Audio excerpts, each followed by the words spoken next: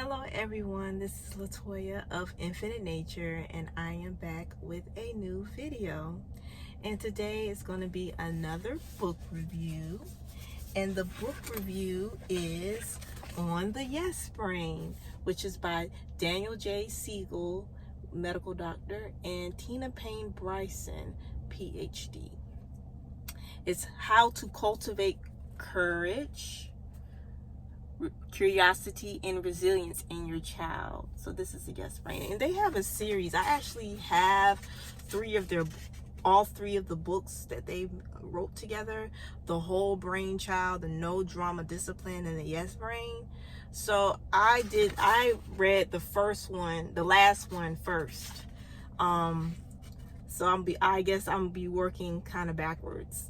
But I'm glad I read this book first, because this book is another. I tend to like interactive books. This book is another interactive book, and they have different exercises at the end of the book that you can apply to yourself as a parent, and also that activity that you can do with your children to kind of explain the different fundamentals that they have in this book. So the first thing I liked about this book is that it talks about the science aspect of it and of the brain, and it's a reminder that children have a growing brain. Even when they're 18 years old, they're still developing their brain. So it's a reminder to give grace. It's a reminder to be patient. It's a reminder that as a parent, for me, I'm a parent, I have a toddler, but it's a reminder for me as a parent to, that I play a huge part of my child developing these skills in everyday life. So that's one thing I like. And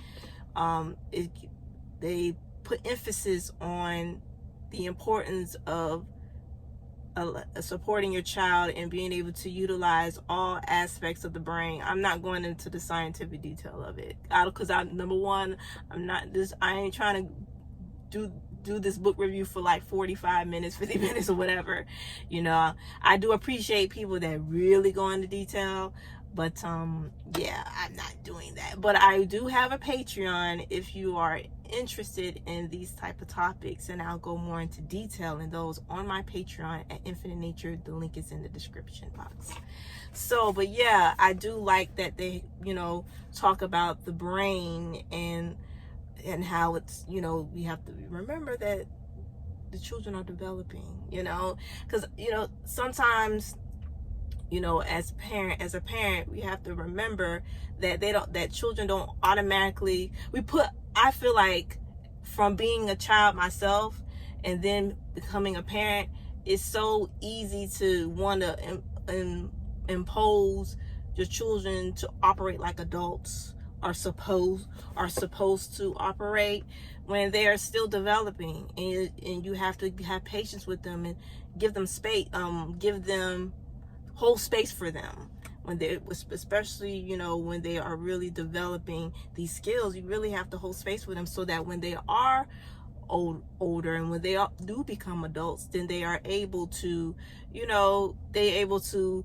naturally use the tools that you have provided them with. So that's the big thing. Another thing that I wanted to talk about is the one thing I liked is the zones. The authors talked about the red zone, the green zone, and the blue zone. The red zone is when the person is in anger mode. They're angry, they're reactionary, they're pissed off. You ever just think about a time when you've been so angry and you may have seen red and just reacted to a situation. And then think about a time when you experience where you just shut down, or when you're sad and you start to just cry, and that's when you're in the blue zone. And then you have the green zone, which is when you're balanced, you're able to take in, even if you're in a very compromising situation, a very frustrating, aggravating situation, you're still able to feel your feelings, but you're able to observe it as it's happening, even though you may be on the inside like, oh my goodness. But still, because of learning the 4 fundamentals that the authors talk about in this book, you're able to process the information and not react to it. You're not, you don't react to it, or you don't freeze up, or you don't, what's another one? Just, you may cry, but you calm yourself down a little bit. You know what I'm saying? So I like how they talk about the red zone, the blue zone, and the green zone, and the focusing on expanding the green zone, so that it's not to avoid having the red zone and the blue zone, because those are necessary for growth and development. It's important to be able to feel a different range of emotions. The key is to not allow it to take over, and learning how to get back into the green zone, So that's what I like. But the 4 fundamentals that they talk about, each one of them had their own chapter, is balance, resilience, insight, and empathy. And one thing that I realized as I was reading this book is, these things don't just come naturally to everybody. You know what I mean? Now, some people may naturally have this, some of these skills or all of these, but these don't necessarily come natural to people. And that's why I'm learning. That's what I'm realizing when it comes to raising my toddler. It's like, I have to be an example for her. So that's why I like that this book had, now the activities they had for the children, she's too young for that, but still, I just apply it to her age or whatever, just by me being an example or whatnot. But I want to go to like a chapter and show you guys exactly what I'm talking about. The balanced brain, the balanced yes brain. Well, before I do that, excuse me, let's talk about what the yes brain and the no brain is. That's the main point. Oh yeah, so the yes brain, the yes brain, there was something that I wanted to read from it. The yes brain is not at all about telling your kids yes all the time. It's not about being permissive or giving in or protecting them from the disappointment or rescuing them from difficult situations. Instead, it's about helping them begin to realize who they are and who they are becoming, and that they can overcome disappointment and defeat and choose a life full of connection and meaning. And that's when you have the balance, the resilience, the insight, and also the empathy. So all of those 4 skills is discussed in detail, and each one has their own chapter. And then what I discussed about it being interactive, at the end of the chapter, like when I go to the balanced one, just give me a moment to where I can find it. They give you strategies too. Strategies also. Let's see. So it says, yes brain, teach your kids about balance right here. So they have that. And then they have this like a little comic script where you can read it to your children. I like that. And then it also gives you my own yes brain, and it gives you questions to answer. And like, for example, I give you one question that it talks about. Think about your own green zone. How easily do you leave it, and how hard is it to return once you've entered the red or blue zone? Consider these questions generally for sure, but focus primarily on your experiences with your children. Do you live mostly in the green or red zone? What I also liked is this little chart right here. I'm gonna put it there for a minute. I like this chart because it talks about physical time, focus time, sleep time, downtime, playtime, time in, and connecting time with family and friends. So that's the focus is on balance, right? So the key is here is to divide out approximately how much time do you have for each one of those. And that was very insightful for me to see, like, what I needed to balance, what I needed to focus more on, and what I had in access, and if that was beneficial to me, whatever I had in access. So I do like that. I really felt like this was a really great way to kind of like review myself, access myself. That's what I appreciate about this book, is that it reminded me that it starts with me at the end of the day. I'm the adult, and I'm here to support and guide my child. So that's what I appreciated a lot. But going back to what the no brain is, let's go back to what the no brain is. So the no brain, there was something that I wanted to write about the no brain. Read about the no brain. That's why I'm going back to it. So bear with me for a moment. All right. I just had it. Where did it go? Okay, let's see. I know I seen it. All right.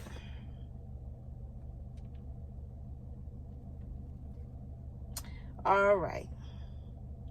A no brain emerges less from interconnecting prefrontal cortex and more from less integrated brain state that involves the activity of the lower, more primitive regions of the brain.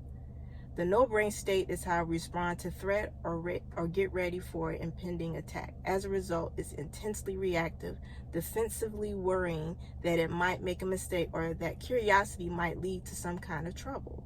And this state can go on the offense too, pushing back on new knowledge and fighting off input from others. Attacking and rejecting are two ways the no brain deals with the world.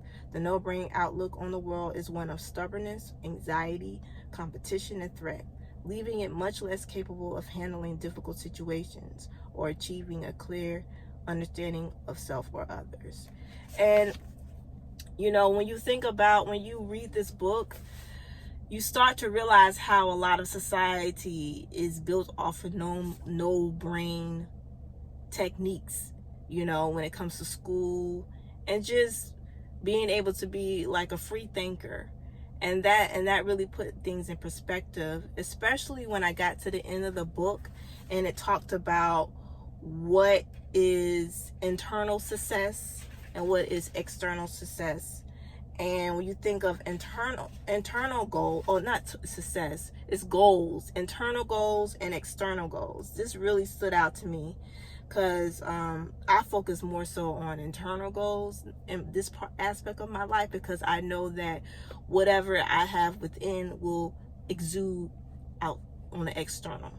So internal goals: building the skills of emotional regulation and resilience, introducing an awareness of an inner world, developing the flame of desire for curiosity, compassion, and creativity, encouraging insight and a concern for others. All are inner characteristics of a child and often less recognizable.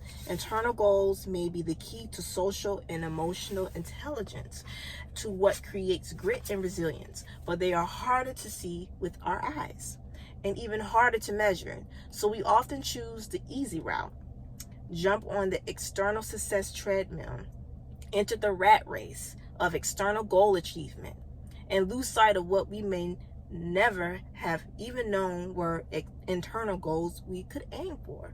So what can be measured? A grade point average, a standardized test score, a college acceptance.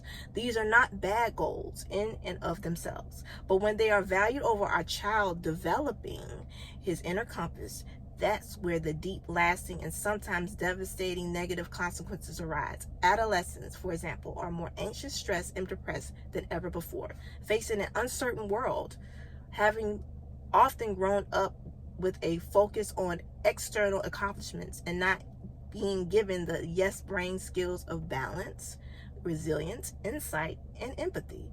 They are launched from home ill-equipped to face the challenges of the world that awaits them. That really, really, really stood out to me when I reflect on my own personal life and how I have realized that, there is that what holds value for me is looking within and then it exuding on the outside, and that I am more than enough and that I am worthy. And and when you focus on those skills of balance, empathy, insight, and resilience, it supports your child in nurturing their inner landscape and developing their inner landscape to be vast.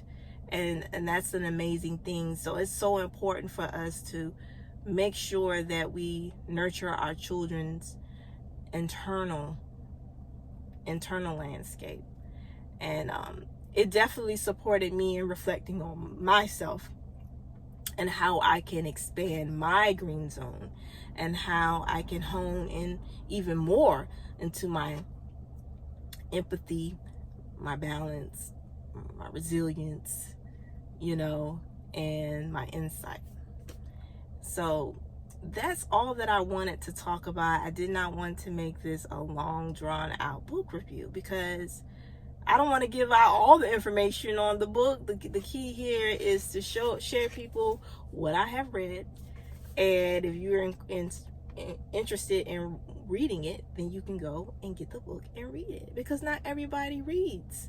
But I'm telling you, not everybody reads, but you can motivate someone to actually read by sharing with them books and what you have learned from it and how you're going to apply it in your life. I'm glad that I'm reading this book now, because it puts me in the mindset of just remembering that these are skills that need to be developed, and to have patience and grace with your children, and that holding space for them and providing opportunities for them to learn these things is key. And learning how to incorporate these skills into my life will be a great example for my child. So thank you guys for watching thus far, and stay tuned for more videos. You can follow me on Instagram at infinitenature1, Tumblr Infinite Nature, Twitter Infinite Nature 1, and Facebook Infinite Nature. And you can check out my Patreon for more exclusive content that I don't show on any other platform but Patreon. So see you guys on the next video, and you have a great day.